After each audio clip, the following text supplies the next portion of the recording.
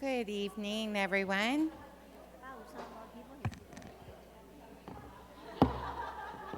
There we go, gavelled. I'm, I'm on. Good evening, everyone. I call to order the March 7th, 2023 school board meeting. This evening, Vice Chair Sanchez has the invocation and pledge. Good evening, everyone. As you know, this month is Women History Month, and actually today is the national recognized day of it. Women History Month takes place, of course, during this month. This is a time to celebrate and honor, of course, not just now, but always. This is a time to celebrate and honor women, including all people who identify as women. It is important to celebrate the accomplishments of women and help younger generations understand how many women have and continually paved the way for the future. For girls, knowing women's achievements expands their sense of what is possible. For all of us, knowledge of women shows the strength and contributions that builds respect and nourishes self-esteem. It's crucial for children and adults now and for years to come. As you know, in Florida, it is part of the curriculum for women history and for us to acknowledge women. And I found this great website for our teachers or for anybody to talk at home with their families. It is nationalwomenshistoryalliance.org. They have some great educational sites, some great activities from VPK all the way to 12th grade. They even had some essay entries for scholarships, which I just happened to come across, so there's still time for that as well. Of course, there are so many wonderful women that I admire, and especially one being my mother, who helped me believe in myself. And I know each and every one of us have had a special someone that has a woman that has paved the way for them and has embraced them and made them who they are today. Some quotes that I thought were great, I just want to share real quickly. A woman is like a tea bag. You can't tell how strong she is until you put her in hot water, by Eleanor Roosevelt. I know, I love that one.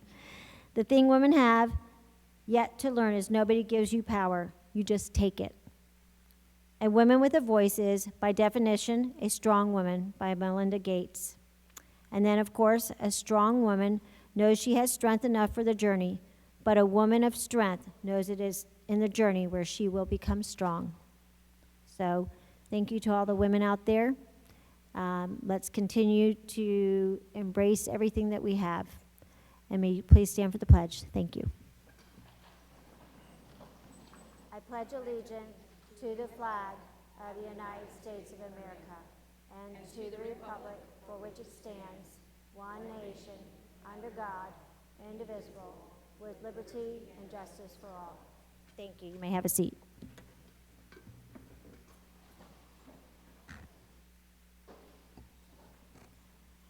Thank you all for being here this evening. I have two acknowledgments. Tina McClure from Goldsboro Elementary and Katie Murphy from the Seminole County Council of PTAs. Thank you all for joining us this evening. Superintendent, do you have any agenda modifications?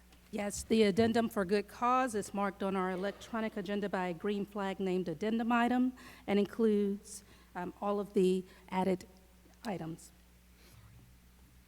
Thank you. Board members, the roll call order this evening is Member Pennick, Member Davis, Member Garrick, Vice Chair Sanchez, and then myself. Do you have any I make agenda modifications? Member Pennick? No. Thank you. No. Member Davis? No, thank you. Member Garrick? None. Member Vice Chair Sanchez, sorry. Modifications, thank And you. I don't either.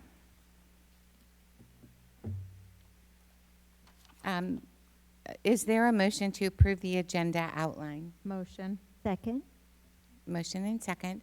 All those in favor, please signify by saying aye. Aye. Like sign nay. Motion passes. Superintendent, do we have presentations or recognitions this evening? Yes, we have a number of presentations, starting with our Veteran of the Month, Ms. Alyssa Gomez, who will be introduced by Ms. Sioka. Thank you.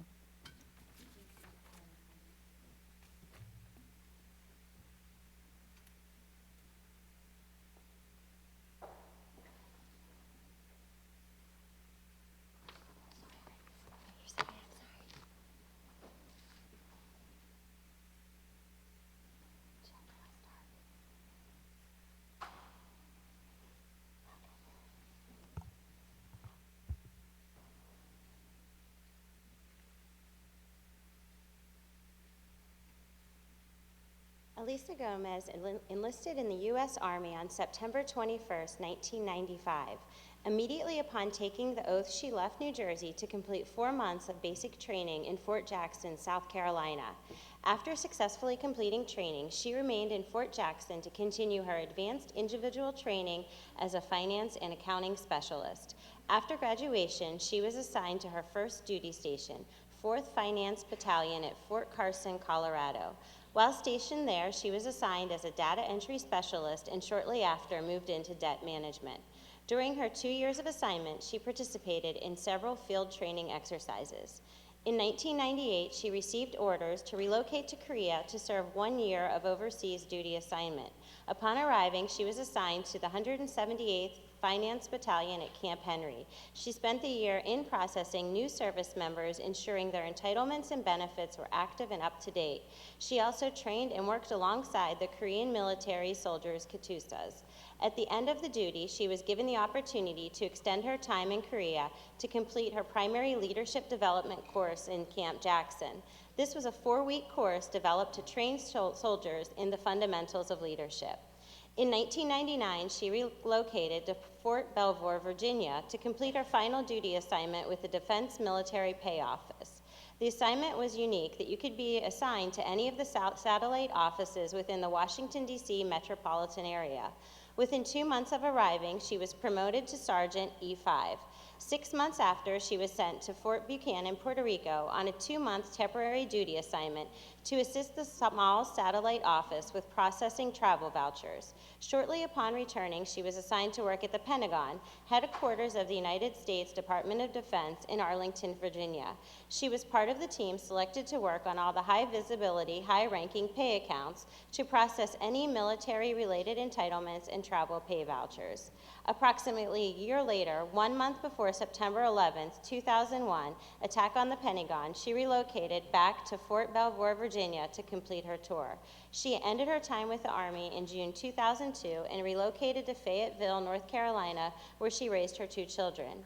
In October 2016, she and her husband moved to Oviedo, Florida, for her husband to complete his final Army assignment as an ROTC instructor at the University of Central Florida. She was hired as an ESOL paraprofessional at Millwee Middle School. During the summer, she worked the front desk and shortly after was hired as the bookkeeper. In 2020, she was selected as Millwee's Employee of the Year. She's always had a passion for working with numbers and for career growth opportunities.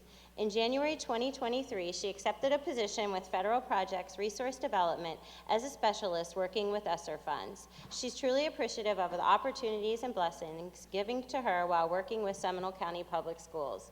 Since her husband retired from the Army and is working as a government contractor, they bought a home in DeLand and are making Florida their permanent home.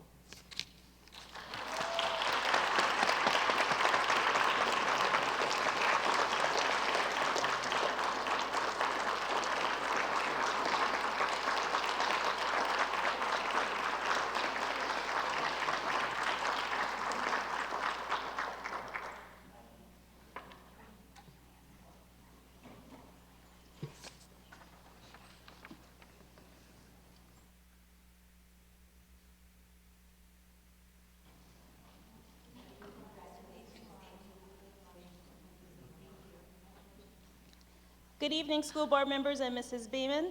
It is with great excitement that I introduce to you the newest assistant principal at Teague Middle School, Mary Jo Zarcone.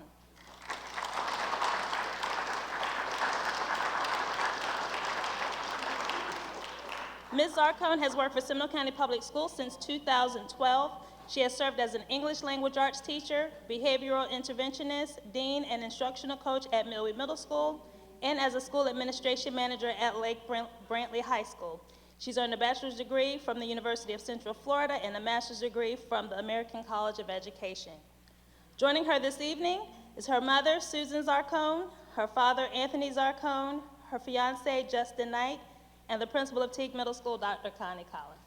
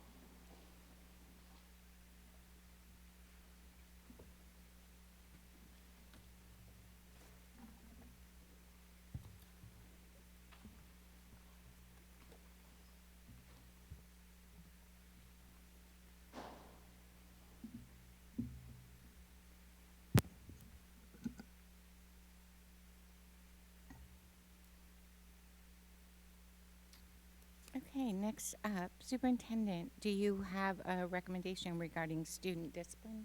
Well, and actually, we are headed to the focus on student achievement. Okay, And sorry. the team has joined us down here. I'm We're sorry, of talking course. about a mathematics achievement and intervention update. Perfect, thank Okay. you. Good evening, Chair Kraus, board members, Superintendent Beeman. This evening, we're going to give you an update, both programmatically and from a data perspective on where we're at with K-12 math.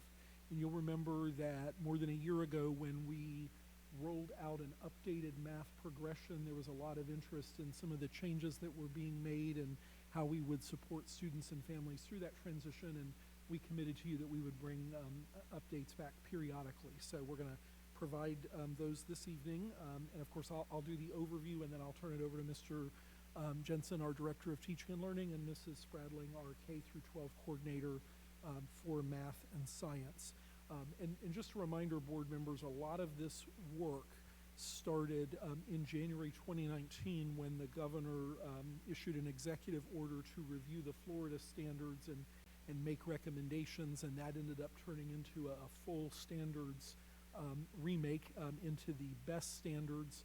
And of course, with new standards came new assessments and new instructional materials. So we're really right on schedule with that entire state plan. Internally, I think the major structural change from a central office perspective is that in the summer of 2021, when we had a personnel change at the coordinator level, Mr. Jensen and I met with Ms. Beeman and said we felt like we needed to reorganize the Department of Teaching and Learning a little bit and really make sure that we had specialized leadership in math and science.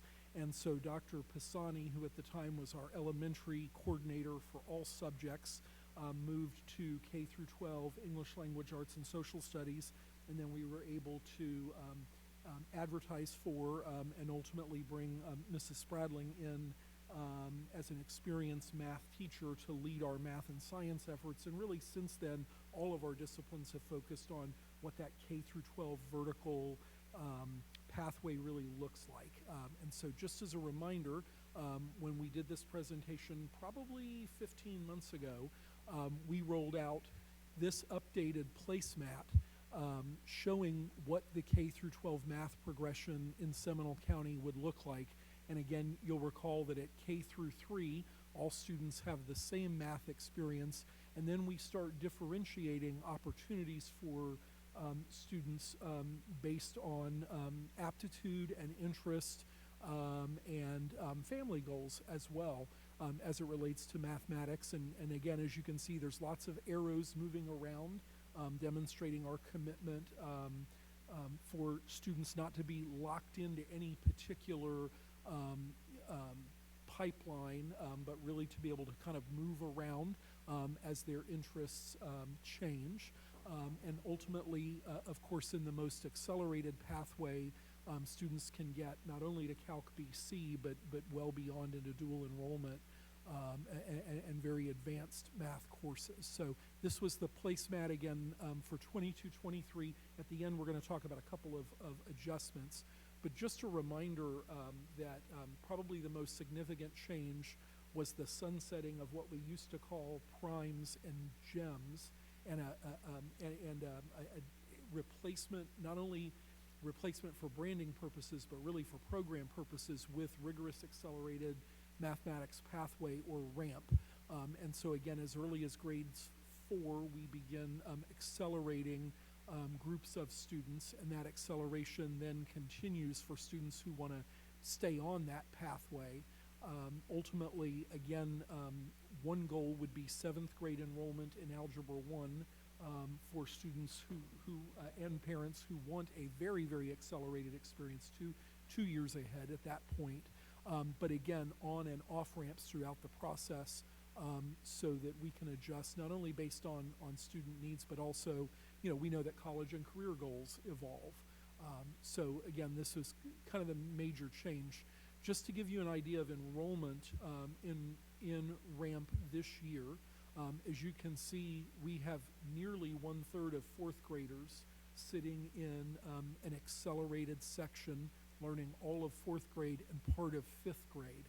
So that's going to be our core group that we're going to watch really over the next 5 to 6 years to see how things turned out for them, because they're getting the full experience of new standards, new materials, and again, a little bit of a different approach to how to structure accelerated math. Our RAMP 5th graders, again, we have about 30% of 5th graders who are fully learning just the 6th grade math standards, and they will take the 6th grade assessment this year. That's the major change. They're accelerated a full year on that assessment. And again, we're going to share some data in a few minutes. Then you can see we have about 16% of 6th graders who are in the 7th accelerated class, which is essentially pre-algebra.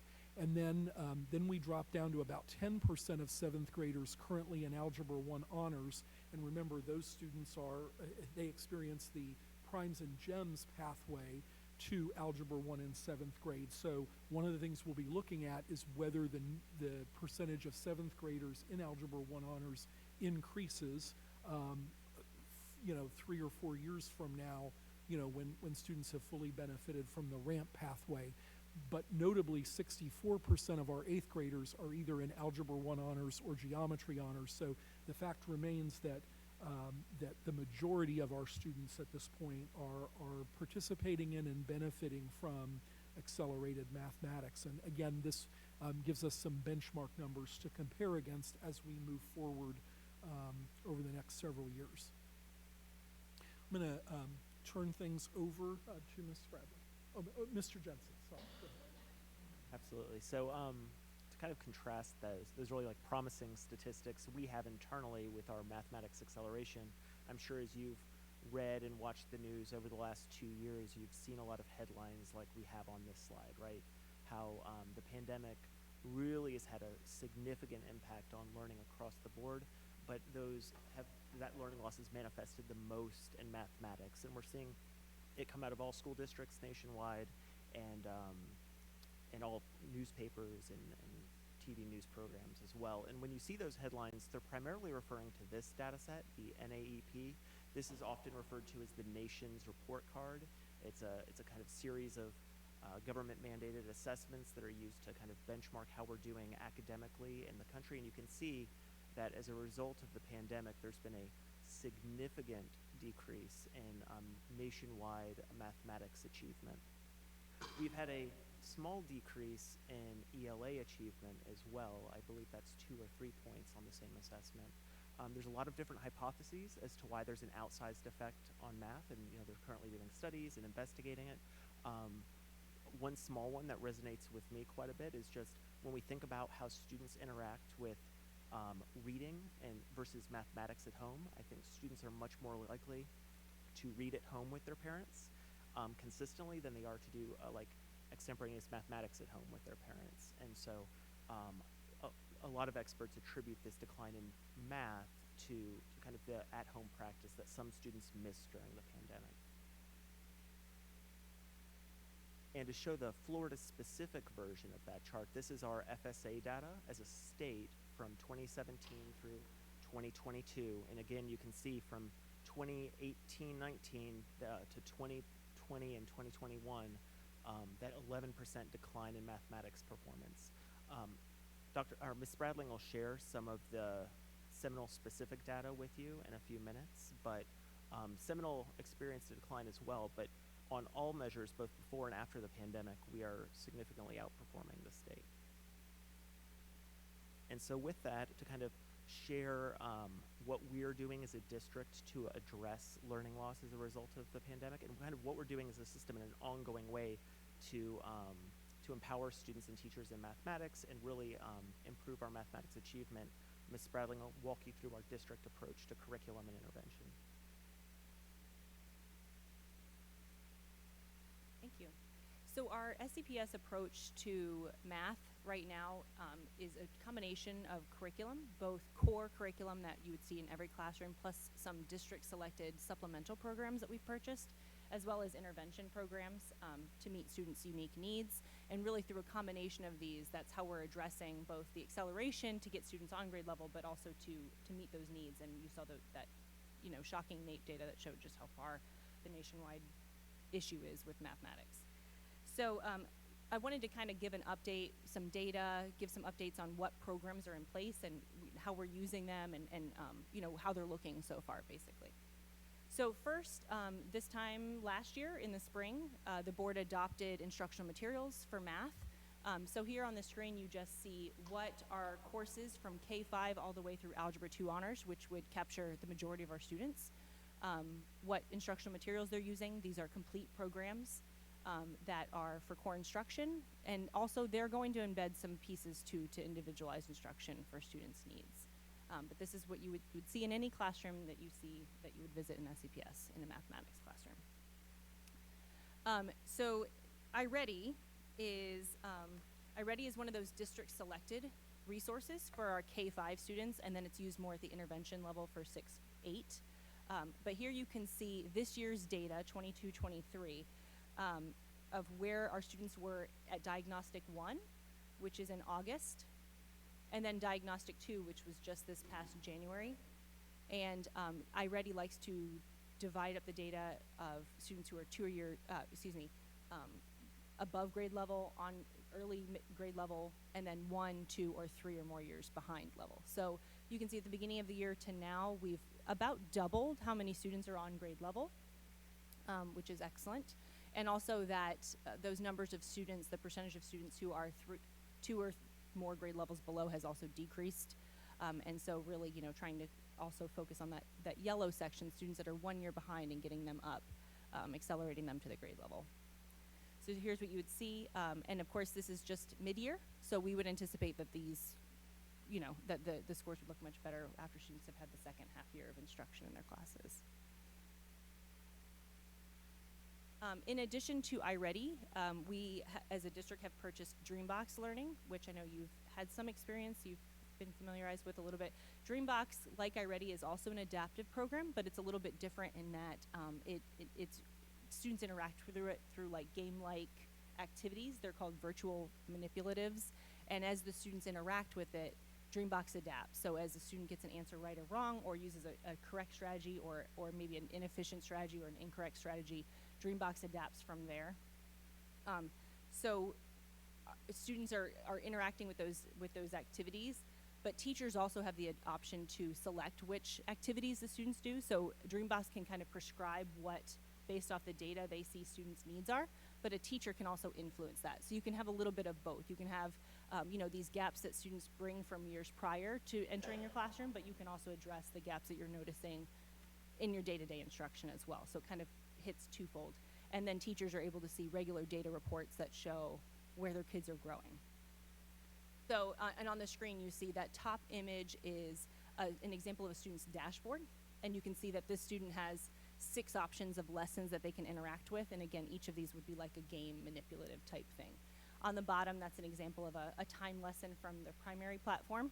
So you can see that it's not so much a prescribed lesson, it's more of an interactive tool.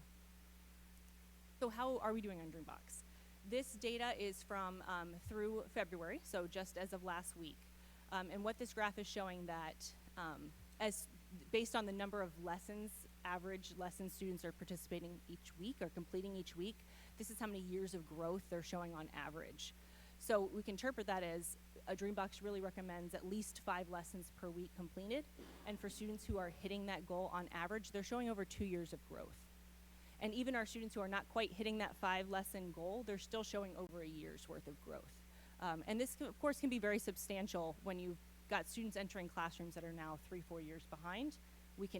A teacher doesn't always have time to do all that, right? Like can really address that. And then in small group instruction or in class instruction, they can be really filling those gaps as well. So it's like a twofold approach to meeting kids' needs.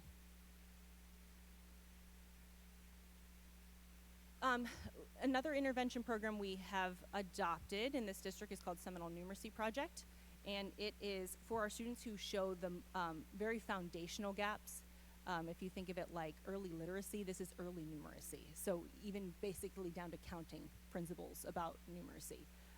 And that's the purpose of this program. So we're using it with our Tier 3 intervention currently in K through Algebra 1. And it's used internationally. The program actually comes from New Zealand, and a lot of districts and states in the U.S. have adapted it for the U.S. because again, it's kind of agnostic of all the standards. It's more about early numeracy, so it can be used, in any classroom. Teachers typically use it through it's a combination of one-on-one and small group. So if we're talking about students with really early numeracy gaps, it's very teacher directed, and that's exactly what we want. We want a teacher working with those students really one-on-one and in very small groups. Okay, so finally let's look at kind of, let's bring it now more globally to our FAST data, so for our core instruction, and kind of see some data of how that's going. So on this slide, you're gonna see a comparison of PM1 and PM2 compared to the state's PM2 average. And on the screen, you can see grades 3, 4, 5, and then our ramp 5. And the reason that ramp 5 is separated is because, as Dr. Weissong mentioned, those students are taking 6th grade math, and so they're taking a 6th grade FAST assessment, so those would not be included in our 5th grade counts. So across the board in grades 3, 4, and ramp 5, our PM2 data is exceeding the state's averages. And in there, the red would translate as a level 1, the orangish color would be level 2, green is level 3, so what we typically think of proficient, and then blue is level 4, and purple is level 5. And these are based off of the state's FSA scales from last year. And again, the reason that we are lagging a little bit behind in 5th grade is because 30% of those students have now been placed into a ramp 5 course, and so they're not included in this count.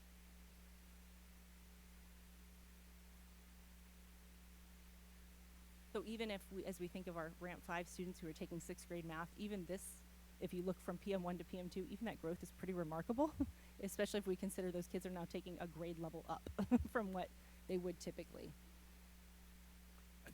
I think it's also important to remember that this is data from January assessing end of year standards. So this is where are we at with three more full months of instruction to go before those end-of-year standards are assessed. So as long as we're seeing progress between 1 and 2, you expect to see that same momentum through PM3 in May. So on the next slide, you'll see the similar data, but for our middle school courses. So in 6th grade, again, exceeding. Keep in mind this excludes the 16% that are, it gets real confusing with math sometimes. It excludes the 16% who are taking pre-algebra, which is a 7th grade FAST assessment that they would be taking. So this is that other 84% that would be taking 6th grade FAST. The 7th grade data also exceeding. This excludes our 7th graders taking Algebra 1. So it gets a little, you know. In 8th grade, of course, again, as Dr. Weissong mentioned, 64% of our students in 8th grade are taking a high school level math class. So this would be the students that are not enrolled in one of those high school math classes. Those are the ones who would take a grade 8 FAST. But still growth across the board. And as Dr. Weissong said, this is growth only from August to January. So we would anticipate more improvements as well.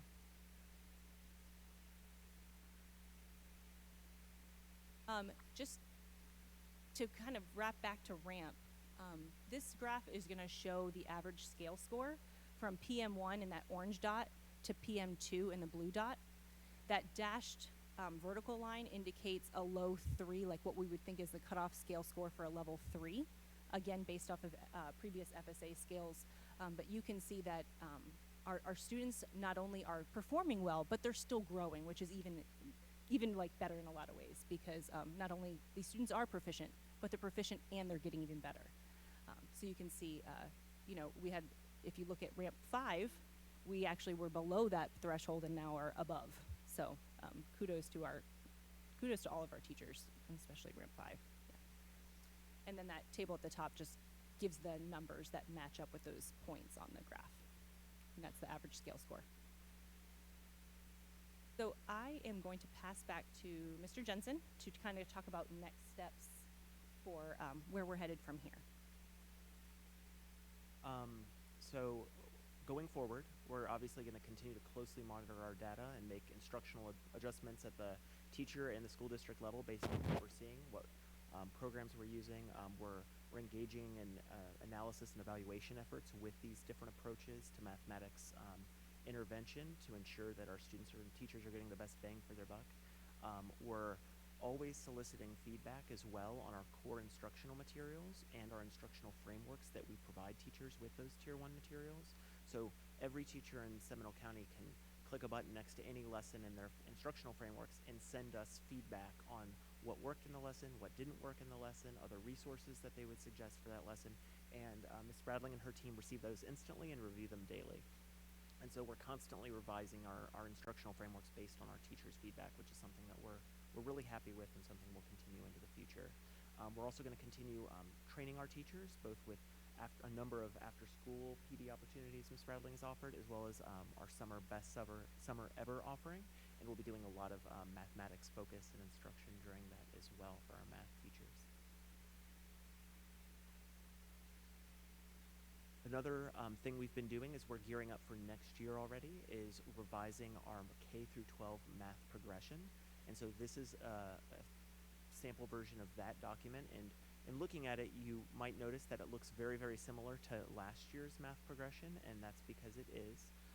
There are really two changes that are, nothing as major as changing our accelerated math sequence like we did last year, adding those new high school math courses. This year, the two big changes to it are, one, changing the title. One's just a semantic title, which is revising the title of, we called it previously 7th Accelerated Math for 6th graders. And our parents and teachers let us know that was a mouthful. And so we have changed that to RAMP 6 to make it more concise and easier on our families and students. And so that 6th grade RAMP course is now just RAMP 6. And with the addition of a new course from AP Pre-Calculus, we have added that into our math pathway as well. I want to just close on a couple of anecdotes. First of all, the three of us have really prioritized visiting RAMP classrooms this year. We were at another school this morning, and as the elementary principals and assistant superintendents will tell you that's our number one request, is to go and spend time in the ramp classrooms, because we've wanted to see for ourselves what additional supports teachers and students will need. And board members, you'll remember we got some good parent questions at the beginning of the year, particularly as elementary school families adjusted to middle school grading expectations a year early. And a lot of that settled after first quarter, and really very few families exercised an off-ramp after first quarter and or at semester. Our numbers are pretty stable, so we've been excited about that. And the visits have reaffirmed that we have very hardworking students in this district and incredibly talented teachers in this program. They're doing phenomenally. Our biggest success story is we have one elementary school where the principal made the decision to put all level 3 through 5 students into ramp. So everyone who was proficient on last year's FSA, all were scheduled into ramp. And when the first PM1 data came out, that school lagged a little bit because they had so many more students in ramp and more kind of skills gaps to work with.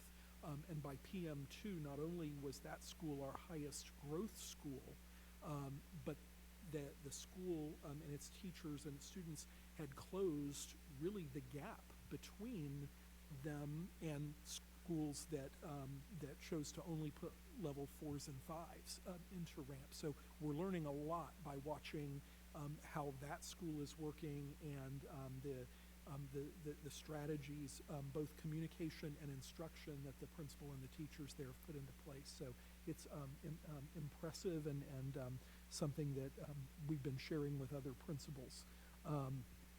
I will also share that the feedback being provided from teachers has been significant. In some cases, we're making daily adjustments to the instructional frameworks based on their comments. In other cases, we're compiling lists of adjustments that we want to make over the summer to roll out next year's framework. We're also sharing that feedback with the textbook publishers. In the case of Math Nation, they'll be here in Seminole County next month with us to meet with some teachers and also to walk classrooms with us and to take that feedback, because that's a consumable resource that can be updated year to year versus a more traditional text where you have to wait 5 years to get the update. So we're excited that publisher is taking the feedback. Finally, we were in classrooms again this morning and got to watch several students working on Dreambox, and the feedback is very positive, and we're likely going to study that product a little more carefully next year as part of our program evaluation efforts related to the ESSER grant and deciding long-term what we're going to keep in Seminole County and what we may need to part with. So we'll be studying that. And I want to thank the assistant superintendents who have been doing their mid-year visits with principals, and in many cases going student by student to both adjust learning pathways in iReady and adjust minutes and plans for all of these intervention programs. Those visits are incredibly important, both for affirming where our schools are at, but also, again, for making the adjustments that are going to matter between now and May. So thank you, Chairman and Superintendent, for the time. Excellent presentation and update. Thank you so much. I'll start with Vice Chair Sanchez. Sorry. First of all, thank you very much. I have mixed emotions, to be honest, about RAMP.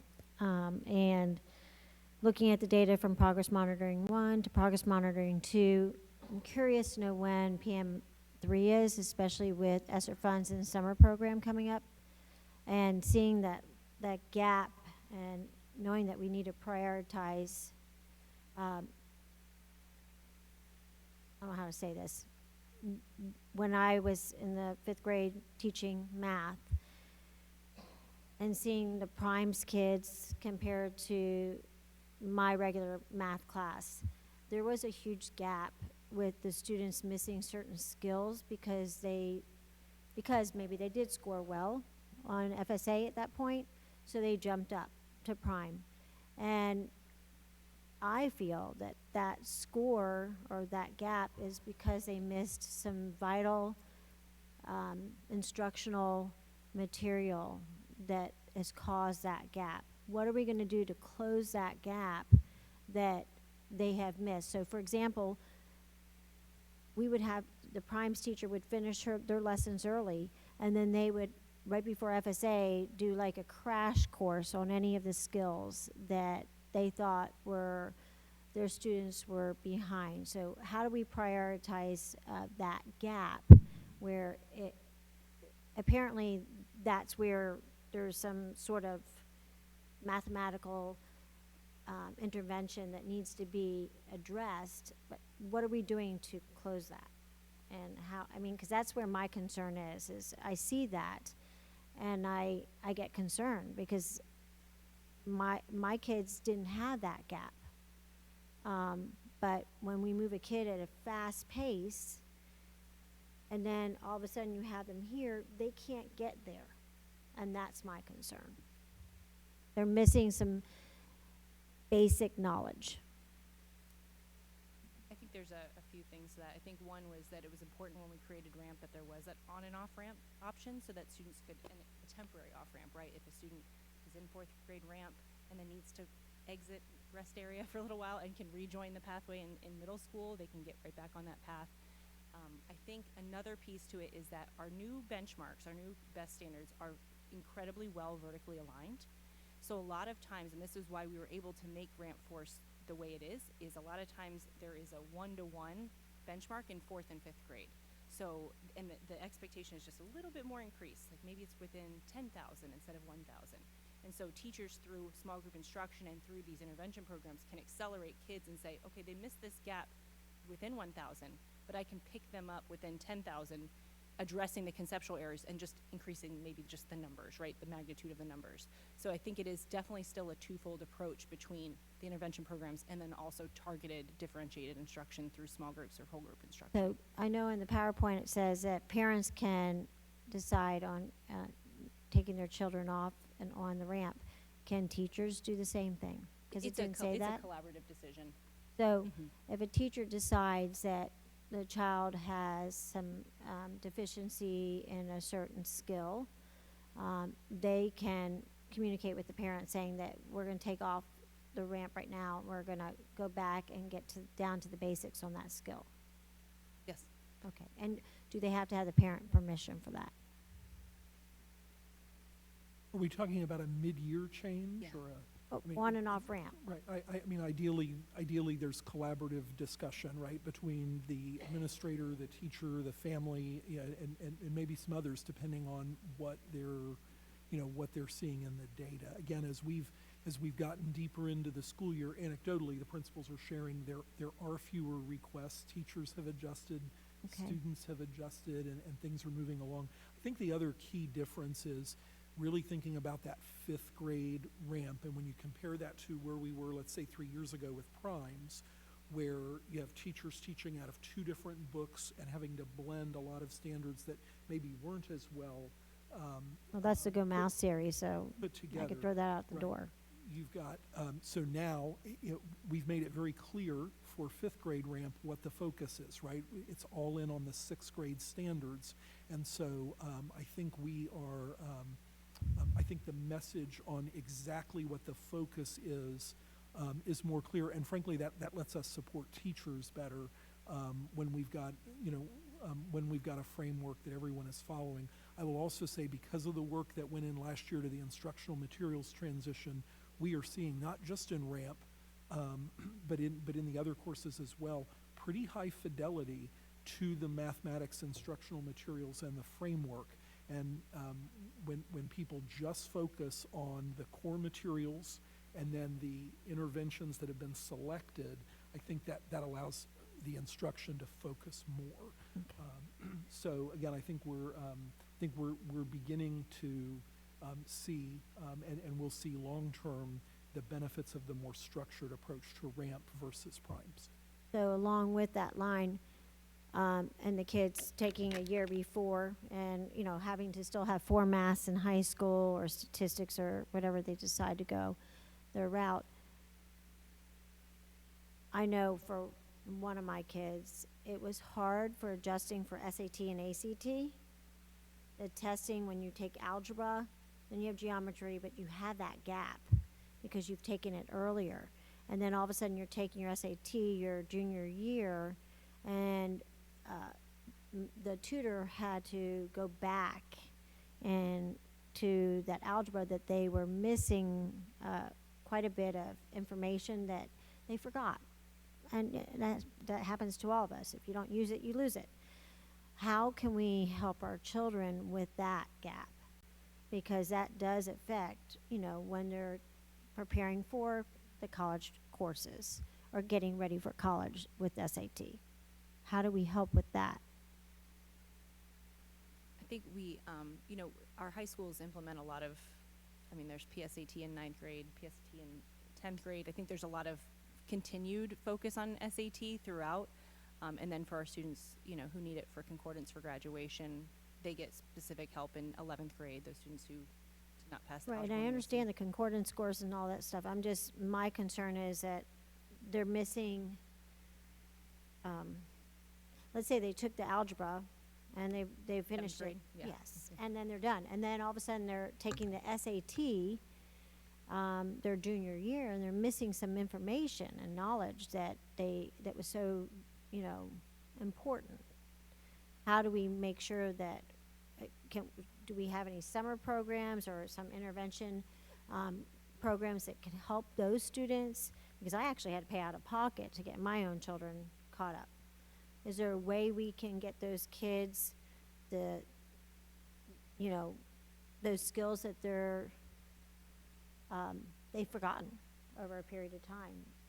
I don't know if anybody else has anybody that has had that happen to. I can speak to our daughters did SAT prep in summer school, and I'm sure that's available online or somewhere. Yeah, but we pay for that. But what else are we going to do within our system? So we have a multifaceted approach to this. One, I think, in general, and one of the reasons why we have established this kind of math coordinator position and focused a lot of effort and resources in math in Seminole County is just to raise the universal level of tier 1 instruction across the board, providing students with really high quality materials, which again I'm very thankful to the whole board for kind of authorizing the purchase of all of those materials, and then creating stronger pathways for students with stronger instruction so that when they get to high school they have a stronger math foundation. That's the first step. But then once they get to high school and they do need that refresher, or they do That's need where the foundation to go is. back, we do have a number of those programs are available to high schoolers, and one of the programs that we didn't touch on in the presentation that we also have acquired using ESSER funds is Khan Academy, which has a strong Right. SAT, ACT focus, and our math classes in high school are using And I know that their kids to use that. have students get customized reports and do some of that practice building up towards those exams as well. Have you ever checked the site ineedapencil.com by that Oviedo student? ineedapencil.com. I know I was talking to Superintendent Beeman about it. It's about that child that scored perfect SAT and ACT scores numerous times, was on Good Morning America. But what I like about that site is they don't just tell you you got the answer wrong. It shows you what you missed. And it's free. And it's all one word, ineedapencil.com. It's amazing. It's all over the nation now. Member But thank you. Pinnock, did you have comments? I Question? do. So going back to algebra in 8th grade, can you explain that ramp right there? Because on the graph, it doesn't look like we're automatically putting 8th graders in algebra. It says pre-algebra, but then it says algebra honors as a ramp.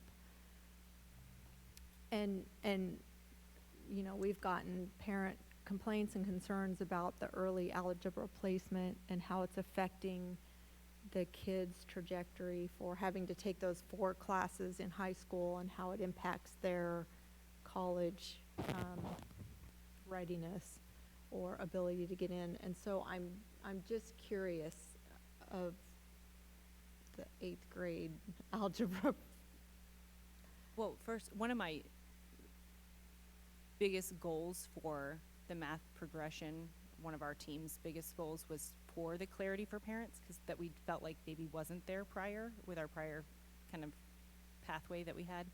So really, our pathways lead to either 7th grade Algebra 1, 8th grade Algebra 1, or 9th grade Algebra 1. And so our students who would enroll in Ramp 4 and stay on that most rigorous pathway, which ends up being that gold color on the bottom, those are the students that end up taking 7th grade Algebra, 8th grade Geometry, and then they still, of course, again, have to have 4 credits in high school. There is the state's typical accelerated pathway begins in 6th grade, and that is by taking 6 accelerated in 6th grade. They learn all of 6th grade and half of 7th grade. And then in 7th grade, they finish 7th grade and learn 8th grade, which is that 7th accelerated course that we've mentioned a few times. So that is to basically do 3 years of middle school into 2 years, a year and a half each, and that leads to 8th grade algebra. And again, that's the state's typical pathway. We just also offer that option for 7th grade algebra for our most rigorous students. Our students who would stay in the traditional pathway of 4th grade, 5th grade, 6th grade, 7th grade, 8th grade would then take 9th grade algebra. So again, a lot of the purpose of communication like this is for teachers to, for families to understand more about those different options, right? And like when I'm thinking of my own daughters, am I thinking of them as a 7th grade algebra student, an 8th grade algebra student, or a 9th grade algebra student is kind of how I typically think about them. So more clarity, because I think the perception of parents was it was an automatic placement in algebra in 8th grade, and that's not the case. We're communicating differently. If you want to go the traditional method, it is okay. Absolutely. Okay. Yes. All right. The core instruction be strong regardless of what course your student enrolls in. Thank you. I had 2 quick comments. I don't know. Superintendent and I visited Sterling Park, and I was so impressed because it was a classroom that half the kids were using Dreambox and the other students were engaged with the teacher, and then they switched. And normally when you go into a classroom, especially there were like 11 of us going in, the kids all turn and look. They were so engaged, they didn't even turn around to look at us. So right now I'm a big fan. I'll be curious to see what the feedback turns out. And secondarily, the testing that we're doing, the first period, second period, and then we're looking for the third period. This is on content of the whole year. Am I correct? Yes. So it would be unlikely that students would score well the first assessment. Okay. And that's why the state produces percentile rankings as well, so that students can say, okay, on PM1 I might have been a level 2, but in comparison with my peers, I'm still at a 75th percentile. So, and that's the reason for that the state put that out. Okay. Member Garrick? I just wanted to share that I also had the opportunity of attending ramp classes both in elementary and middle school, and the kids were super excited. The teachers were beyond the moon. So I was a big fan from that perspective. Building on Vice Chair Sanchez's comments, I did also have a similar experience with my students, my own children who had been on an advanced path, that when they got to the ACT and SAT, they had to do some review. So if we could just kind of keep our eyes on that. There were great resources that were free. We were able to make use of Khan Academy, but just kind of to feel out those students and see how they're doing, and if there needs to be a short boot camp or whatever we can do to make sure that we, get them where they need to be, especially those accelerated kids. You certainly don't want them to be penalized on those national tests when, they took the course several years ago. The other thing I want to make sure is that we're communicating to parents whose students are on that most accelerated path, especially if those are students that are going into a math or engineering field, what those options look like in 11th and 12th grade, because even though they only need a couple of years or 4 years to graduate, some of those, I knew students that were taking, Calc AB or Calc BC and STAT at the same time, and they ran out of courses. And then it was, where do we go to stay engaged? And even though they had finished what they needed, especially to be in those rigorous programs, colleges wanted to see if you're on an engineering path, that you are taking math every year and that it's getting significantly more challenging. So just making sure that we're having those conversations with the kids that really love math. So, thanks. I guess a couple of thoughts there. Certainly, I think we've heard over the years kind of the concerns about, well, if I get on this accelerated path and I have to do Calc BC in the junior year or whatever. And I think the reality is that the suite of courses that are available after Algebra 2 for a student who does not want to go the AP, Calc A, B, and BC route, there are multiple options there, including statistics, which is becoming so much more important in so many different, career fields. And then for that student that does push through Calc BC and wants to keep going, that's why we have the dual enrollment articulation agreements at Seminole State and UCF. And certainly, rigor of course selection is a key factor in college admissions. And so yes, we talk about, well, you may have taken Algebra 1 in 7th or 8th grade. You also have, again, the fact that you're 16 years old and into, advanced math from a dual enrollment perspective, and that's a big plus. So the other comment I'll share, and I'm certain we'll do a future presentation on this, whether it's at a workshop or a board meeting, but SAT is moving digital, and they're just beginning to roll out what all of that means. Both Mrs. Thompson, Ms. Borowski, Mr. Vasquez have all been at meetings with the College Board and large districts to see what that's going to look like, and how strategies are going to be changing based on a paper versus a computer adaptive test. That will be a reset opportunity for us to address, in high school, how we approach SAT prep, both on the math and the ELA side. So I think we'll have an opportunity sooner rather than later to start talking to counselors and teachers about what all of that is going to mean. And I know Mr. Rice and several of the high school principals are already thinking about that as well. Yes. One final thought that had come up earlier is you had mentioned that you're getting feedback about the new textbooks and materials from the teachers because they've all been newly adopted. The textbooks won't have an update for 5 years, but is there some wiggle room to be able to do extra updates as needed if there are things that aren't working? How do you accomplish that? So typically the feedback we'll take it more as like from our instructional frameworks. So if the textbook, if it can't be adjusted there, we can adjust it in our lesson plans and in our recommendations so that we can tell teachers how to maybe make a small revision or an addition or deletion so that they best align to the best standards. Thank you. Vice Chair Sanchez. Sorry, one more question. I was just looking at the graph. I know with the progress monitoring that I'm sure the next one is what, right after spring break? Is that the next one for the PM3? PM3 will be in May, and that's the summative assessment. Okay, so if there's students that need extra support or intervention for ESSER for the summer, how are we getting to that? So are you specifically speaking about what summer programs we have for next year? So we have a lot of summer programs happening this summer. Okay, so you are already starting to think about what we need to do for those students that may be dipping Absolutely. down. We'll have programs for students, essentially grades K through 11, running in all subject areas almost. With And the ESSER. we'll even have special summer programs for students who want to enter ramp classes and would like a little additional practice before they enter ramp classes. Right, and so then also when looking at the regular courses, 9th, 10th, and 11th, are you having just plain geometry, or do we have to have geometry on? Is it honors, or is it just geometry, and then there's also geometry honors?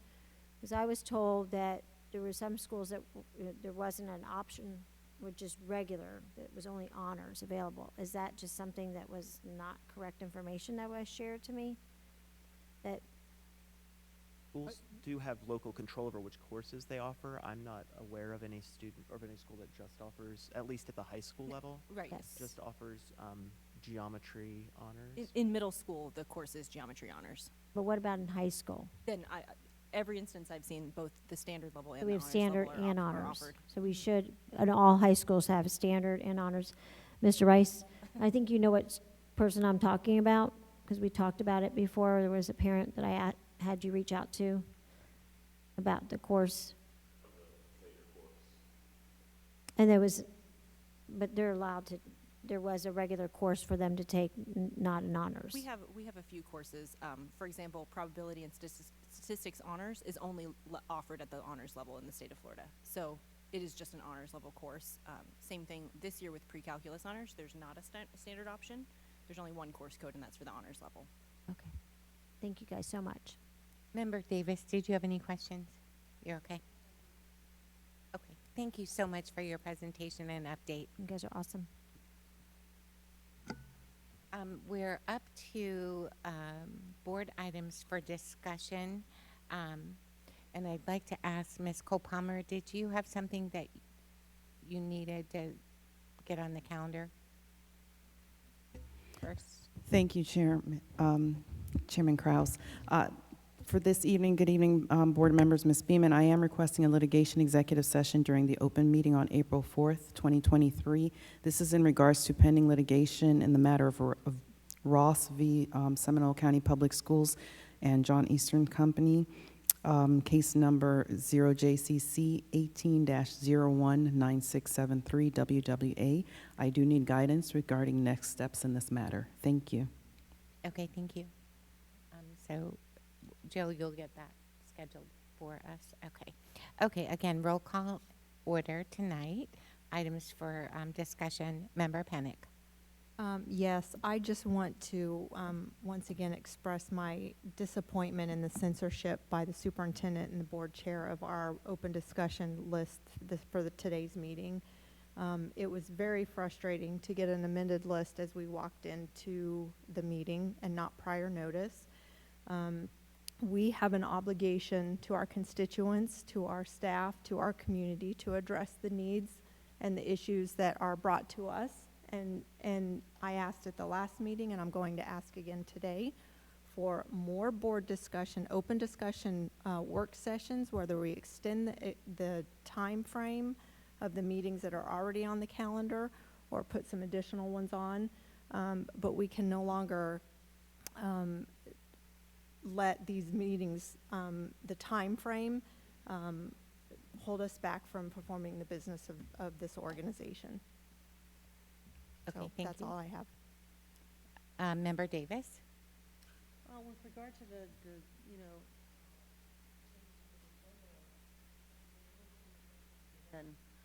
and if for some reason this list is longer from what I'm told than it normally is, then we might need to just add a workshop. As chair, you determine what's the priority, and I think you tried to do that. Board members, but the method and all of that, it's really that we have a lot of stuff on the agenda. We're gonna have to probably try to add another one somewhere Okay. in here. And I don't think it's gonna be a problem, because some of them are pretty quick and then some of them are not. We need information, Understood. so I'm fine with doing that. And I want to thank all of the board members for agreeing to go to our togetherness meeting. Yeah. And I'm really happy with our audience. That come here. I stay very.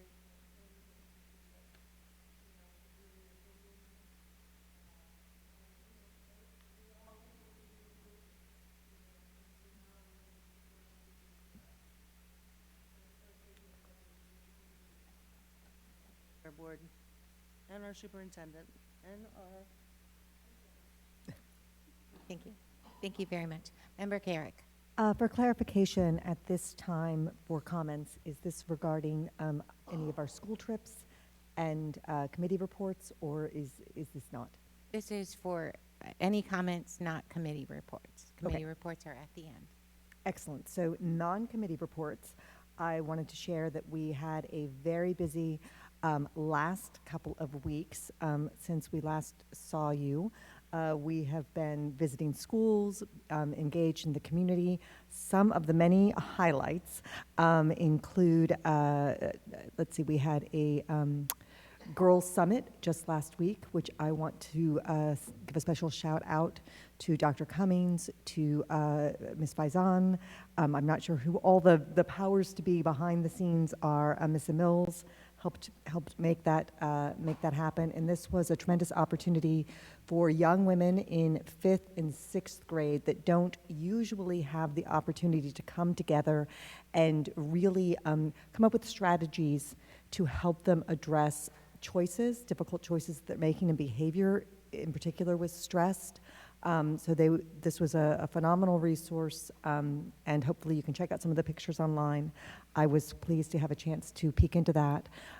We also had the Community Leadership Academy. As you all know, Seminole County is a phenomenal district. We hear, year in and year out how terrible Florida schools are, but we are consistently at the top of our game, both in the state and nationally. So I would really like to encourage each and every one of you to be part of the effort. These are our community schools, our public schools. And so if you can join us either in the classroom or as a community member, we would love your help. I had the opportunity to be part of the Goldsboro Read Across America / Dr. Seuss's birthday. I was invited to share some stories, so I got a favorite by Dr. Seuss up on its feet, and it was a tremendous day. I also later on perused social media and was able to see that dozens, if not hundreds, of volunteers were out in the community at elementary schools throughout the county. So I encourage you, if you have 10 minutes, if you have an hour, if you are ready to get all in, we can absolutely put you to work regardless of your strengths, your talents. If you can bake a cake, we can get you into a culinary class. If you can sew, we can get you into some graphic arts class. We would like to put you to work and help you and have you be part of our team. I also went to the Dual Language Festival, which was great fun over at Winter Springs High School. It was phenomenal to see the students competing and passionate about their languages, including American Sign Language. It was also great to see people celebrating their cultures, and a great event. I'll try not to take up the whole list, but there's just so many exciting things going on. This past weekend, I was able to, with Chair Kraus, attend the history fair at Jackson Heights Middle School. Again, some great projects, and in honor of Women's History Month, I'll talk about just a couple. There were 2 young women who presented on Amelia Earhart and shared the pre-story before she was a pilot. And as a young woman, as a child, she built a roller coaster in her backyard. There were some really exciting things that had inspired these young women to learn more about history. Also in the Wright brothers, we heard that it wasn't just the brothers, that they had a sister, because there's a great woman in the mix always, but there was a sister that was running the company, and after one of the brothers, the first brother passed away, she continued to keep the business running. So that was just lots of great women history, and I will save some more for some other folks. Thank you. Thank you. Vice Chair Sanchez. Also, I looking at the list on the workshop, I know that Member Pennick had mentioned this, but I also felt some of my items that were picked because I wasn't able to pick them for myself because I had to deal with something, have been on my list for over 3 months.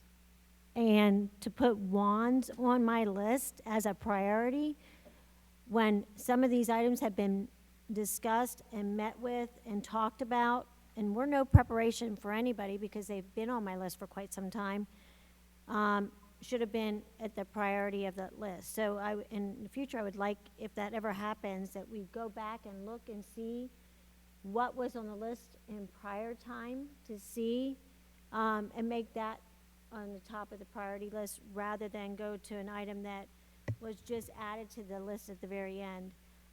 Because discipline was a critical issue, that it was my concern. So was Plato's Lab. And the fact that, you know, we have kids that are, you know, able to do Plato's Lab and get a credit and a half and beat the system. And, you know, those items should have been prioritized, or somebody could have reached out to me and called me when they knew that I was dealing with something that was unexpected. Also, on a bright note, like Member Garrick said, there were so many amazing events that happened in the past few weeks. Softball kickoff, baseball kickoff with Eastmont. That was a fabulous event. Rock Lake Middle School had opportunity with Superintendent Beeman to see the amazing activities going on in there. And like I said at the open board discussion, to see the students engaged with the teacher and how the English language arts teacher embedded and integrated the mental health lessons in her classroom with poetry and what the kids shared was unbelievable. And then on Friday I went back and they did talk writing outside, and the kids were taking their poetry and writing it on the ground, and it was just beautiful. Each teacher and faculty member has somebody that they can share or vet to, or somebody that they have opportunity for any kind of concerns that they can meet up with, which I love that. And it was like an elementary school, like Ms. Beeman said, but in middle school. They shared their work. They were engaged, hands-on, and that's what every classroom should look like. So when we go through classrooms and I see kids sitting in rows or not interacting with their shoulder partner or peers, to me, that is not what teaching's all about. Teaching is hands-on, thinking out of the box, allowing children to engage and communicate with each other. If I see a classroom that's super quiet and nobody talking about the teacher, that to me shows me that that's not what a classroom should look like. And I know teachers are under a lot of stress, believe me, way too much. I know the member Garrick, probably Christine will touch on that, because I think it was, you and I were at that one. The Red Ribbon poster contest, amazing. The student from Goldsboro, was it, that won first place? I believe so, yes. Yes, I'm sorry, I forgot her name, but she will have her work on the back window of a Seminole Sheriff's vehicle. Like we have some of the vehicles that have some of the featured work. Her beautiful artwork will also be displayed in Lake Mary Life. And along with that, each winner received a banner that goes to their school. And they, the winners, some of them received $125 to Target.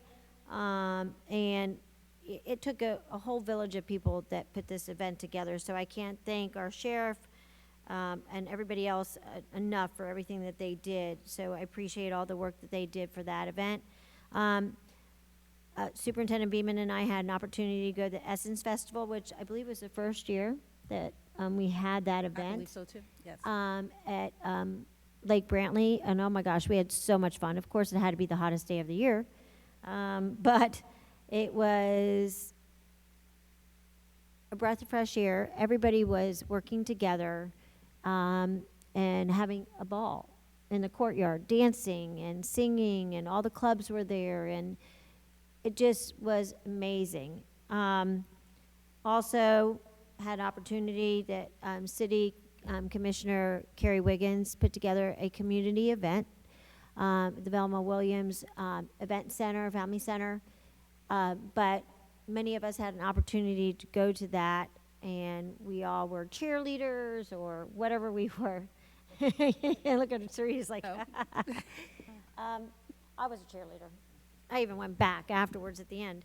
I think Kenny was tired of seeing me there all day, or for 2 days straight. It was Crooms Academy, at Crooms, we had the Sanford playing Markham, and we had Seminole playing Crooms. All the schools were playing basketball. The principals, the administrators, the students. It was one of the best events I've ever been to. And the fact, we had so many wonderful partners that were there helping with it, with the picnic project and the sheriff's department, and everybody. And it takes a village, but the teamwork and to put anybody's differences aside. And that's what a community is all about. And I can't begin to tell you how proud I was to be a part of that. And what Sanford has done is just amazing. It didn't stop there. It continued. And then we had Bethune-Cookman and Young Men of Excellence. And we had that event the following day with Edna Bland and Rebecca Ritchie and the Reader Theater with Rosa Parks. Amazing. Absolutely amazing. And Bethune-Cookman, of course, had already done 2 performances. Still had, it was like 8 o'clock at night at that time, still sang, and then had to go back to do their work. I was blown away with everything that they did. And then we had the Porch Fest. So it was one thing after another, and I will put Winter Park, Florida to Sanford any day and say Sanford is by far #1. So, and I'm talking about Winter Park in Orange County, not Seminole County. But kudos to everybody that was involved in making that event happen, because it really did take a village to make it happen. And Mr. Bentley came up there and shared some beautiful facts about Black history that I didn't know about, and I haven't had any chance to even put it on social media yet, but I was really intrigued with what you had to share, and that really, it was amazing. So thank you. And on that note, spring break will be starting soon. I don't have my Zoom meeting until tomorrow. With spring break starting, some of us will be heading to Tallahassee for different events. I'm going with Florida School Board Association as chair of the Central Florida School Board Coalition, representing the 14 districts. And I'm going to say it again. You may not watch the news, but please pay attention to the bills. Please, please, please look and see what House Bill 1 says, Senate Bill 202, and start advocating and speaking up. I have students that are doing it. I need our teachers, our administrators, and everybody to really pay close attention, because we really need your help in making sure that our students get the best education possible, and that our teachers get what they need and deserve, as well as our administrators and all of our faculty members. And on the last note, wanted to apologize to the PTA for not being able to go to the Reflections Award ceremony, We tried. which we both tried to fly tried, there. but we We missed. tried, but we missed it. So it was from one side of town to the other one. But if anybody wants to reach out to me about anything about heading into Tallahassee next week that they want us to bring up, please do so. On the last note, Glorious Hands, or actually, yes, it's Glorious Hands. They're having a summer camp, and it's called Glow Girl. And so Kamadi's doing, it's life skills, community serving, so they'll do some community serving projects, healthy living, and much, much more for $120, and it's for the week of June 5th through the 9th. It's from 8 a.m. to 4 p.m. It is from age 10 to 15, and this summer camp is going to be amazing. So if you have not had a chance to look at some of the summer camps out there, Glow Girl is one of them with glorioushands.org.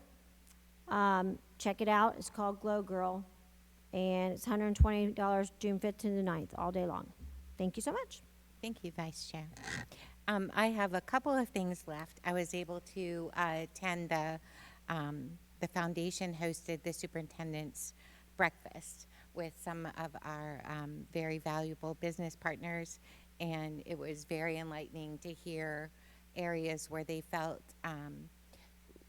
we need to concentrate with our CTE programs and so forth. So I learned a lot, and that was great. We toured both Tuscola Middle School, Sterling Park Elementary, and I was able to go meet Mr. Guy at Lemon High School, where they received a check donation of $10,000 for their Young Men of Excellence program, which was a fabulous donation. The Altamont Police Department was there, many of those members, and we're very grateful to that.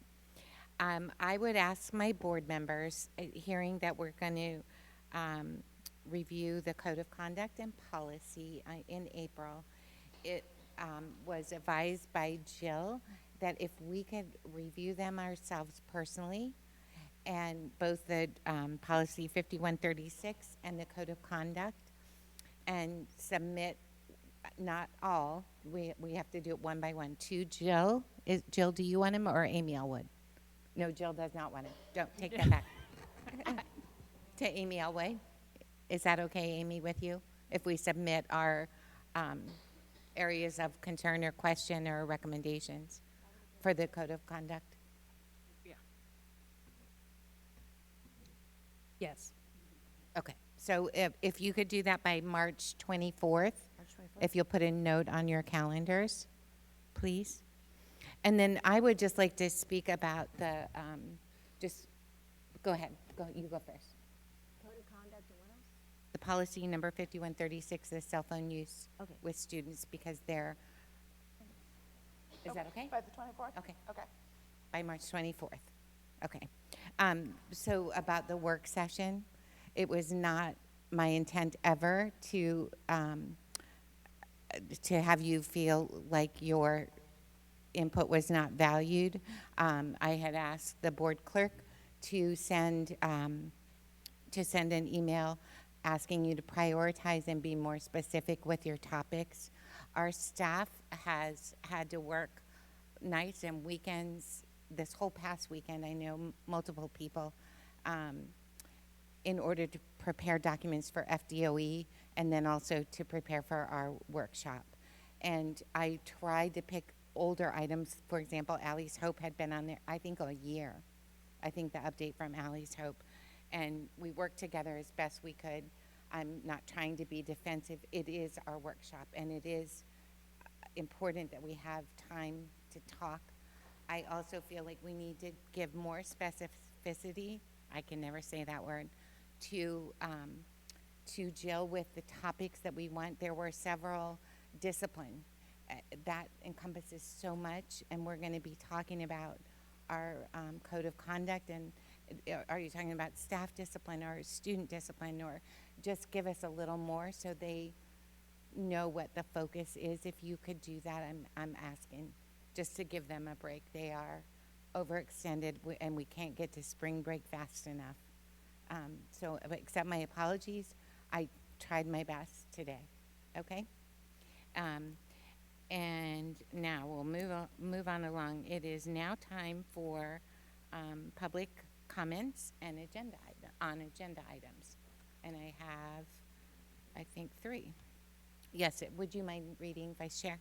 Policy 0169.1, public participation at board meetings. The purpose of public participation segments of the board meeting is to allow the public to address matters within the board's jurisdiction and not to resolve individual grievances or disputes. Public comments related to education, the board agenda, and the district are welcome and encouraged, but public comment segments are not forums to engage in personal attacks against school system employees or board members. To maintain orderly conduct, the public comment segments of the meetings may not be used as open forums to discuss matters unrelated to education, to support or oppose candidates for public office, including presentations of political and/or campaign issues, announcing any candidacy or campaigning, or to engage in commercial speech, attempting to sell our product to the board or to the public. Nor are they forums to address matters involving disciplinary actions of any kind, pending claims, complaints, or litigation against the district or district personnel. Public comment durations are as follows. Agenda items limited to 3 minutes. One group representative speaking on is maximum of 6 minutes.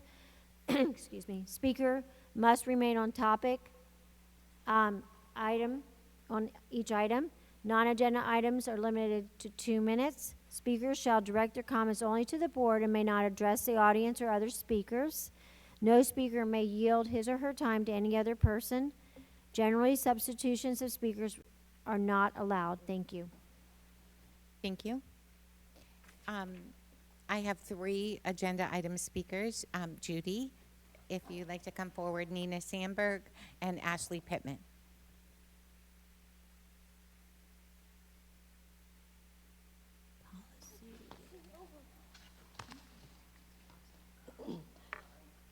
Good evening, excuse me.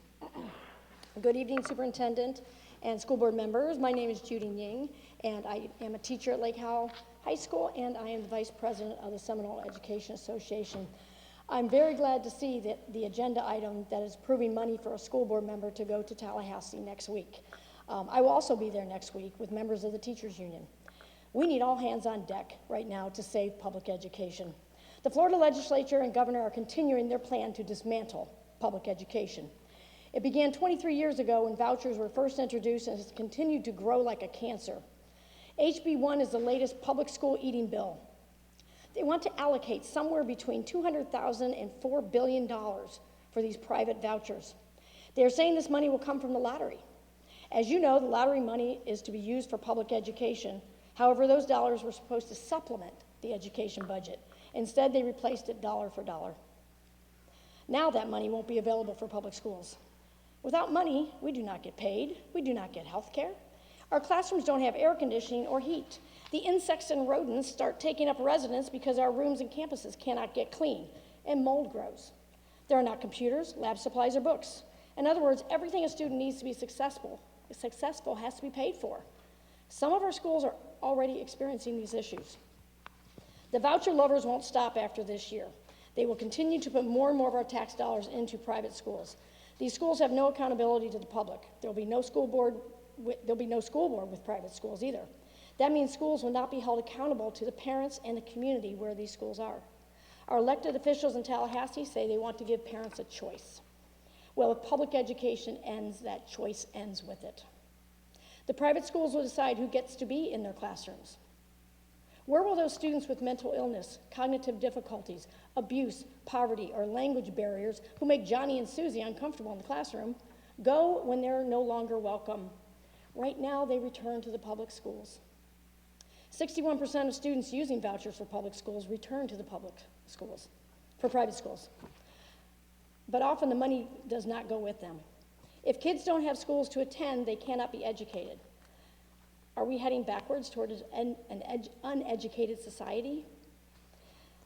There is a myriad of bills targeting public education this session. And if a bill has the intent of busting the teachers union, it is again aimed at our public schools. 50% of our teachers willingly join a union and have comfort knowing that there is a group looking out for their best interests. It makes sense that if we are supported, then we can be the very best teachers possible for our students. So these bills too weaken public education. I hope this trip next week for school board member Sanchez is not the last of this legislative session. I hope that you all can go up there. Thank you. Thank you. Order, please. Next speaker. Nina Sandberg. I'm Nina Sandberg. A gentleman came to the last school board meeting to ask SCPS to make the Kennedy Space Center one of its major field trip destinations. This is an excellent idea, and my son would love to go to the Kennedy Space Center with his classmates at Oviedo High School. The Space Center is an excellent field trip for middle and high school students. The Space Center has a variety of excellent field trip programs. When I was in college, one of my UCF professors took our entire class of college students to the Kennedy Space Center for the same type of field trip that they would be giving my son or daughter. It was awesome. We were each given a tile from one of the launch pads as a memento. The Space Center is closer than St. Augustine and cheaper than SeaWorld. You cannot argue with its academic relevance. My children have never been offered a Kennedy Space Center field trip from SCPS ever. SCPS does not appear to be taking advantage of being so close to the nation's space center. Please add Kennedy Space Center to the regular annual field trips for both middle and high school students. Also, please schedule a field trip for my own middle and high school students before the end of this year. They have not been on any field trips for 3 years now. Thank you. Thank you, Ms. Sanders. And Ashley Order, Pittman. please. Next speaker.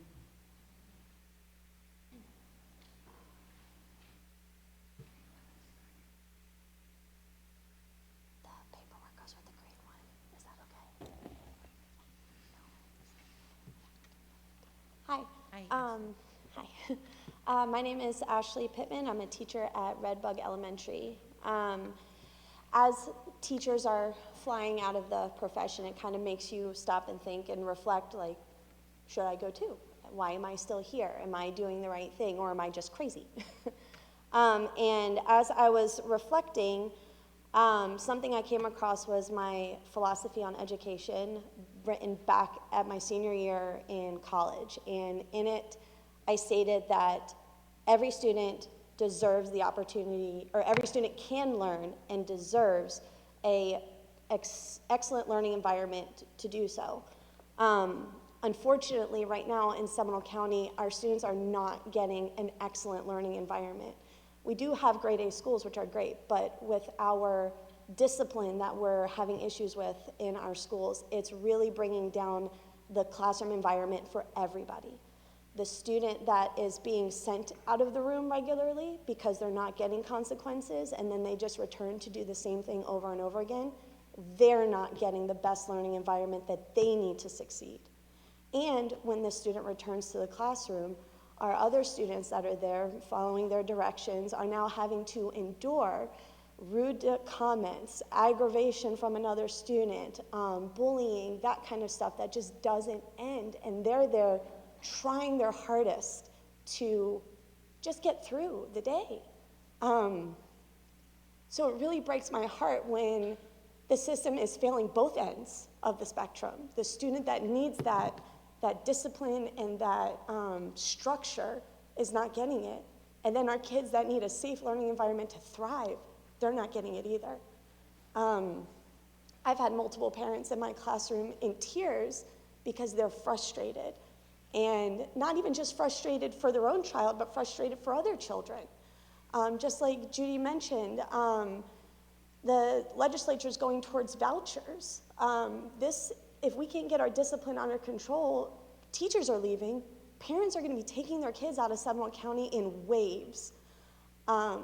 It's a huge concern. I wish I had a perfect answer for it. I don't. But I would love an opportunity to discuss possibilities or to talk about some things that we're seeing in the classroom.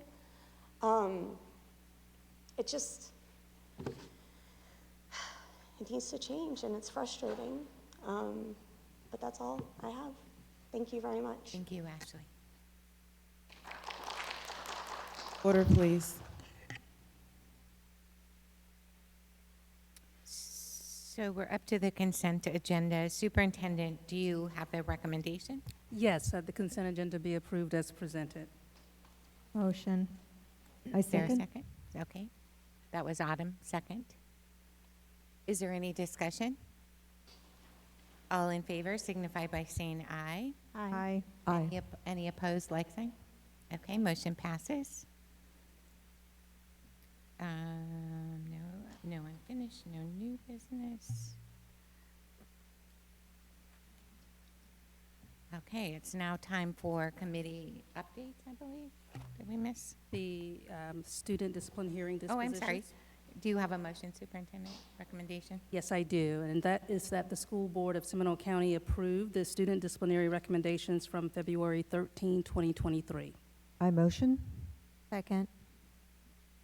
Did you get that? Okay, is there any discussion?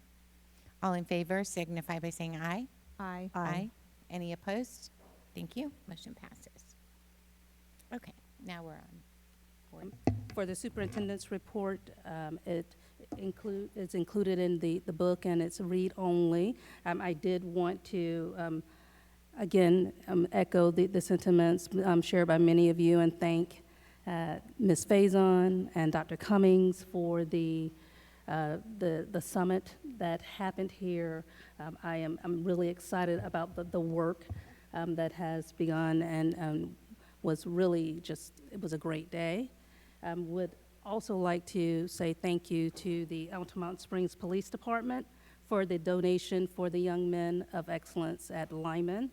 And want to give a shout out and a thank you to Principal Schuler over at Tuscaloosa Middle School, hosted both the chair and myself for our student forum that happened last week. It was really good to hear directly from the students about a number of topics that are of interest to them, and then also to hear their responses to some of our questions. So again, the remainder of the report is in the book, and thank you. Thank you very much, Superintendent. Okay, Member Pennick. I had no committee meetings. My audit committee is this Friday. That's all. Thank you. Member Davis, any committee? Also, my children's cabinet meeting is tomorrow, and we don't have the health department meeting yet. Okay. So. Okay, thank you. Good. Thank you very much. Member Garrick. I had the opportunity to attend the Sanford Commissioner 2 community meeting at the Thelma Williams Center just before, it was just before the District 5 cluster meeting, which I had to duck out in order to go see the Black History presentation at Millennium High School. But it again, is a wonderful collaborative committee. We've got the sheriff that regularly attends, as well as the health department, many members from the community. And so I would urge anybody that wants to know what's happening in the county-wide to stop by the the Sanford Commissioner District 2 meeting, which takes place once a month in the Velma Williams Center. I also had the opportunity to sit in on the Business Advisory Board meeting. They had a special presentation by Sergeant Kyle Worthington about safety and security. They were incredibly impressed. They did not realize that we are a model for safety and security, not just in Florida, but nationwide. So again, as member, or as Vice Chair Sanchez mentioned, she is heading to Tallahassee, but there are some bills that talk about school safety. And so I urge you to look at those and look at what we're doing here in Seminole County. We want to make sure that we are empowered to continue on our trajectory for keeping our kids safe. Also, our Business Advisory Board is going to be helping guide us through some recruiting and hiring best strategies from the private world. So yeah, the private-public partnerships are of great value to us. Finally, I'd just like to say it is Women's History Month again. I am my grandmother had 2 daughters. My mother had 4 daughters. I have 3 daughters, and I am incredibly proud to be sitting up here with a panel of 5 elected officials and 3 very dedicated professionals, and I'm especially proud to have the first female superintendent in Seminole County leading us during these times. So thank you. Thank you very much. Vice Chair Sanchez. So I'll have my final VAB board meeting, I think it's next week. That's the Value Adjustment Board. So we will finish off the tax for the 2022 year. And then Brews Around the Zoo is coming up. That is April 8th. You can purchase tickets online for that. Also check out their summer camps, as well as, I'm sure their spring break camp is already filled up, but check out the summer programs that they have for that. And Allie's Hope Golf Tournament is coming up shortly as well. That is, March 8th? Not March 8th, March 21st, from 8 until 1 at Heathrow. You can always use auction items, and a lot of the money they do end up giving back to us in so many different ways and trying to implement so many of these wonderful programs into our schools. So appreciate your support in that. With Coalition, we canceled our spring break, the meeting for Monday because of spring break. But we are still looking into discussing further within the districts of discipline and what each county is doing about discipline consequences, cell phone usage, and any other concerns that we see that are upticking throughout the whole nation, as well as recruiting teachers and keeping teachers. And then on the zoo board, I also sit on the governmental affairs board. And in that role, what we're trying to do is bring in more of elected as well as soil and water, or anybody not just in Seminole County that sit on the board, but to get any other areas such as Volusia County and Lake County and Orange County, all those other counties to have a vested interest and reach out to them for partnerships as well. So that's it. Thank you. Thank you very much. And I had the foundation board meeting. Just parents be aware they have scholarships available. The senior scholarship deadline is March 21st. And they too are planning a golf outing. Our golf for education is April 3rd. I think tea time is 9. They want you to get there about 8 for breakfast. And those are the only committees that I had at this time. It's now time for public comment, non-agenda items. And I'll call the first 3 names: Nina Sandberg, Robin Dellinger, Ashley Pittman.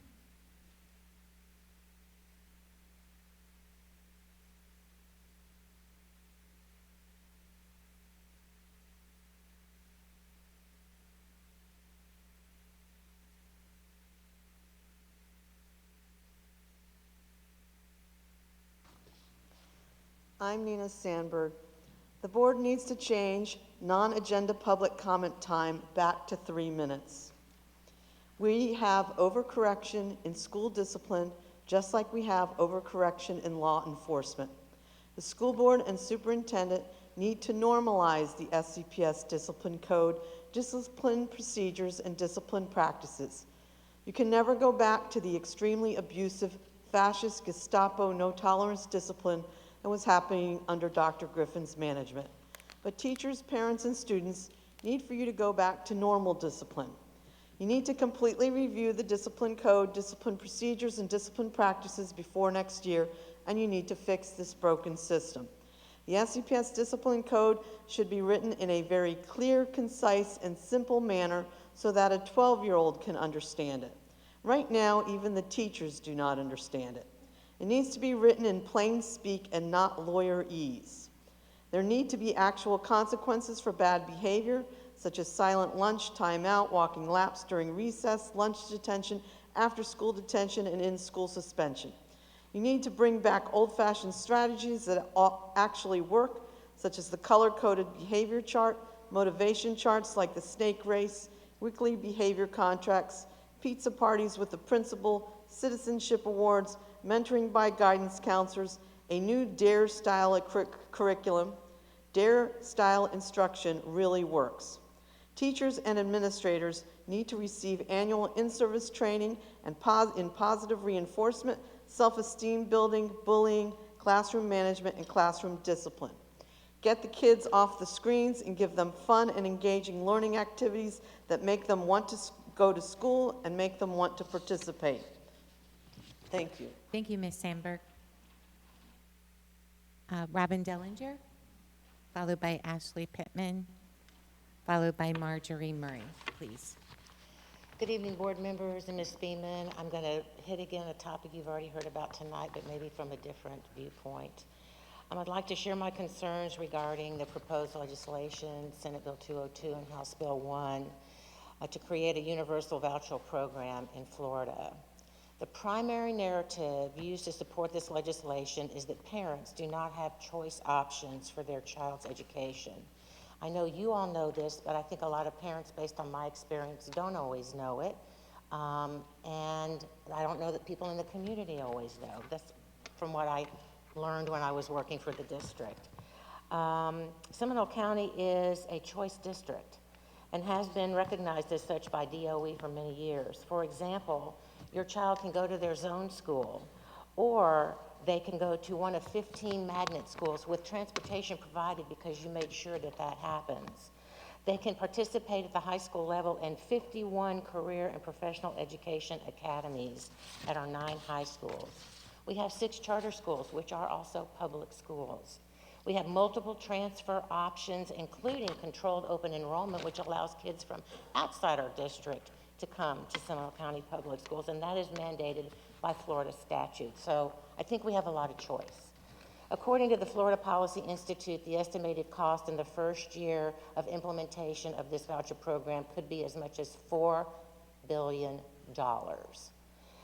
Imagine, that's 1 year. Imagine what an additional $4 billion and more could do to improve public schools across the state of Florida, in terms of facilities, in terms of programs, and teacher salaries. I would encourage parents and community members to stay informed and to advocate for our A-rated public schools. Thank you very much. Thank you, Dr. Dellinger. Ashley Pittman, followed by Marjorie Murray, followed by Thomas Burgos. Hi again. So many things, so little time. What I wanted to talk about in this moment is curriculum from one of your teachers' perspectives, and a mother who has a 4.5-year-old that's going to be coming into Seminole County, hopefully next year. One thing that I noticed when I really started sitting down and trying to figure out where my son was going to go was that the amount of tests we take is through the roof. And I know that we got rid of high-stakes testing with the FSA, but if you look at the numbers, my kids in 3rd grade do the reading fast 3 times. They do iReady progress monitoring 3 times, so that's 6 tests right there throughout the year. And then in math, they also do the math fast 2 times for 3rd grade, but other classes 3 times. And they do the iReady diagnostic for 3 times in math. So right there, we have about 12 tests, not including our unit tests that we give. So if we're talking about moving to another system for progress monitoring, that's kind of what our unit tests do. Our unit tests are meant for us to monitor our students' progress. And as the professionals in the classroom, the trained educators in the classroom, it feels like we're not trusted to know how our kids are doing and where they're going. And to do an iReady diagnostic and a FAST test at the same time, like back to back, iReady right before Christmas, FAST when we come back right after. It seems very redundant, and we're testing a lot. So even though we have done away with the high stakes testing of FAST, my poor sweet babies are getting such anxiety, and they know 3rd grade is such an important year. And one last thing I wanted to ask, and I don't know if I can ask these questions. Does anybody know the required iReady score for 3rd grade? I know we've been asking about it and we haven't gotten any news on it. And so that's really concerning as we go towards the end of the year. Time has expired. Thank you so much. I appreciate your guys' time so much. Yes. Superintendent will be in touch with you. Okay. Thank you very much. I appreciate you guys. Thank you.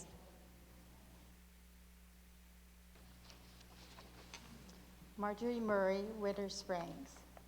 Thank you, Member Sanchez, for encouraging everyone to be aware of the bills in the legislative session that opened in Tallahassee today.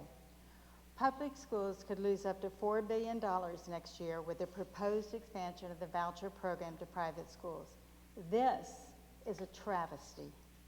Private schools can be selective in who they admit, require academic admission exams, refuse to enroll students who are disabled or not proficient in English or who had been in trouble in school. However, Public schools welcome all students, regardless of a disability, academic or language proficiency, or behavior. The legislature should use those funds to raise your teacher salaries to the level that recognizes their worth and closes the disparity caused by the state-mandated beginning teacher salary. Instead, they send them to private schools, many of whom hire teachers without a college degree, much less a teaching certificate.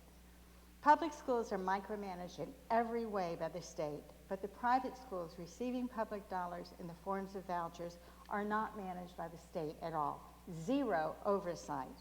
The governor says over and over, education, not indoctrination. His rationale for micromanaging your curriculum and banning your books, yet almost $4 billion go to private schools, many of whom indoctrinate, whether it is religion or an ideology, and their books are not banned. This is what dismantling public education looks like. Create chaos, drain resources from the public schools by sending money to private schools, and then try to convince everyone how awful public schools are by advertising an A to F grade for every public school while not holding private schools accountable at all. It makes me very angry, and I hope you, teachers, parents, and administrators are angry your too. time has We need expired. to work together to save our public schools. Thank you. Order, Thomas- please. Thomas Burgess, Jessica Tillman, and Raquel Molina, please. Hi.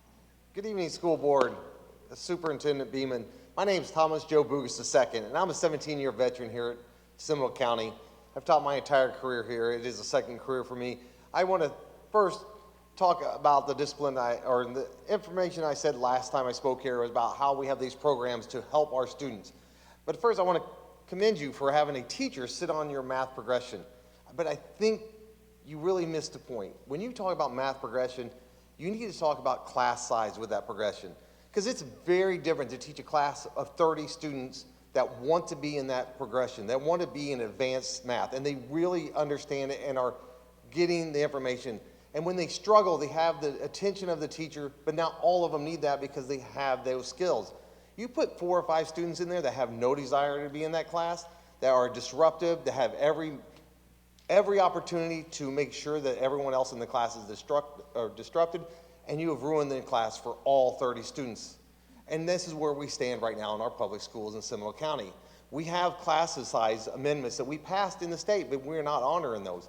We are also not following through with our discipline programs that we have.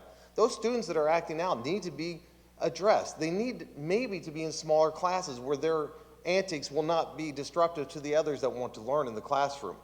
We have social, emotional, behavioral classes to help these students that cannot behave publicly or in the classroom when they're disruptive. But we don't put them there. We don't honor them. We no longer use referrals to give them the guidance counselor support that they need, where they could actually go down and talk to a counselor. Why is it they're acting out?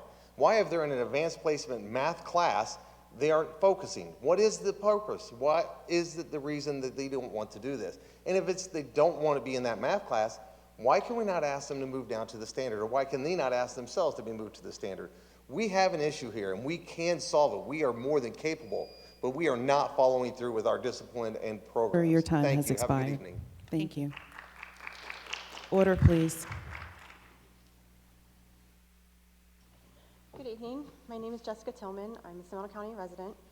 Today at the workshop, a board member brought up concerns that many of us have voiced concerns about, including tonight. Wanting to keep confidential who spoke up, the superintendent refused to take action again. The superintendent reports to the board and is the secretary to the board. It is very gaslighting to refuse to investigate discipline issues because people don't want to come forward due to fear of retaliation. We have had teachers, parents, people representing other parents stand up at this podium stating these issues are occurring. Teachers do not have access to referrals, and the pre-conversations need to stop. It is the superintendent's job to investigate these issues. Many, many people have said these issues are happening. Do your job, figure out where these things are happening, because it is district-wide. It's not one-offs. You say it's not the desire of the district's office to have low discipline numbers, so where's the disconnect? Why are schools allowed to do this, and why is the superintendent refusing to address it? I would like to say I'm glad no discipline was added to the referrals. It needs to be utilized honestly. It would also be beneficial to add a comment section to the referrals as to why the course of action was taken. We have been asking for transparency for months. It would be great if the district would post the recordings of the workshops instead of making us do public records requests each meeting. It takes 3+ weeks to receive a recording, and that's only after I ask again. Then I'm given the minutes, not the recording, and then I have to request again. You should also give 3 minutes for non-agenda items. Denying 1/3 of our speaking time makes it appear you don't care about what the community is concerned with. Just because it's not on your agenda doesn't mean it's not just as important. Thank you. Thank you. Order, please. Raquel, welcome. Good evening. I'm Raquel Molina. I urge all board members and superintendent to seriously review their job descriptions and place the well-being of all children above your own political agenda. I know it's easier to ignore complaints until they go away, but people eventually run out of patience. Don't let this ongoing culture of tolerance in Seminole County Public School to result in yet another case of suicide or school shooting. Research shows that many kids are bullied and not protected are at risk of committing suicide. We all know that. Denied and bullying issues, not taking action, or not responding to serious ongoing concerns can be a costly error. And those costly errors are paid by taxpayers, like all of us. Please stop wasting taxpayers' money. My grandkids and all students in Seminole County Public School deserves to be in a safe learning environment. It was denied, the safe learning environment was denied to my daughter, Emily Potts, a special education student, her first year in Lyman High School that he was the principal. It was denied. She wasn't kept safe. Rather than working in good faith to address and resolve the issues, the district retaliated and made me feel like a bad parent. Stop bullying and wasting taxpayers' money. Please stop. Fix the broken system, because it's in bad shape. And it's not A-rated anymore. Your time Ms. has Autumn. expired. It's not. Thank you. Thank you, Ms. Molina.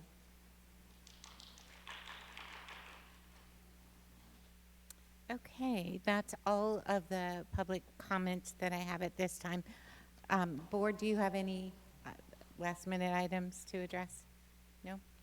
Okay, I do want to make one announcement. FHSAA just announced that Lake Mary High School won Spirited High School of the Year. A press release was just announced, so kudos to all the Rams and students for having the most spirited student section. That's excellent. Congratulations. Congratulations. Sending my best to the staff members. Please take time, if you're able to, for relaxing. Yeah, it's 3 days. We can see the light coming. Enjoy your break and your families, and thank you every day for what you do. Have a good evening. This meeting's adjourned.